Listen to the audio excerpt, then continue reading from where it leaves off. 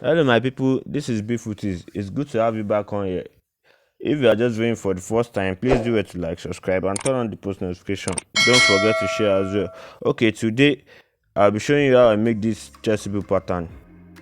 As you all know, this is our chessy boot pattern, the normal chessy boot pattern for all chessy boot design. And like I said in my last pattern video, I made mention of how out of a pattern, an existing pattern, there is another pattern. So the no exception in this Chelsea boot pattern. So we have a pattern, we place it on our cardboard, then we draw it out. So after drawing it out, we try to bring out the new design of the Chelsea boot we want to make, the new design we are making. So follow the video and let's see how it is done.